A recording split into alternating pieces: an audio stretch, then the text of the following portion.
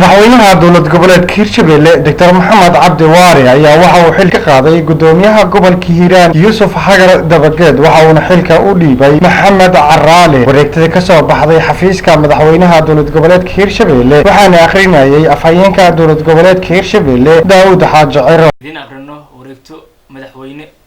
wareegtadaas oo ka soo baxday xafiiska madaxweynaha dowladda Hirshabelle mudane Dr. Maxamed Cabdi Waare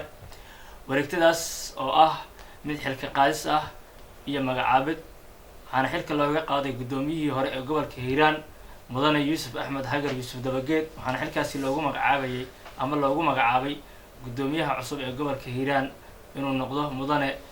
Cali Maxamed Caraale haddaba waxaan idin aqrinayaa wareegtada ka soo baxday xafiiska madaxweynaha dowladda Hirshabelle oo u qoran sida tan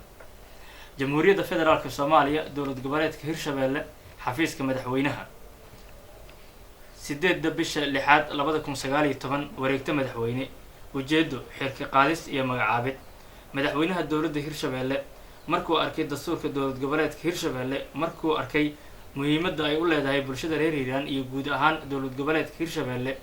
dib u habeynta hoggaanka maamulka gobolka Hiiraan si loo taabageliyo waxqabad dhab ah horumar iyo daadejinta maamul wanaagga ka hirgalo gobolka markuu tixgeliyay baahida loo qabo in la sameeyo isbedel loona magacaabo gobolka Hiiraan gudoomiye governor waayo aragnimo iyo aqoon leh isla markaasina la filayo in gobolka isbedel horumar leh ka hirgeliyo wuxuu xeeriyay waxa xilka gudoomiyaha gobolka Hiiraan laga qaaday Yuusuf Axmed Xagar Yuusuf Dabageed iyadoo mudane Cali Maxamed Caraale loo magacaabay gudoomiyaha gobolka Hiiraan ee dowlad goboleedka Hirshabelle xeerkan waxa uu dhaqan galayaa markuu madaxweynuhu saxiixo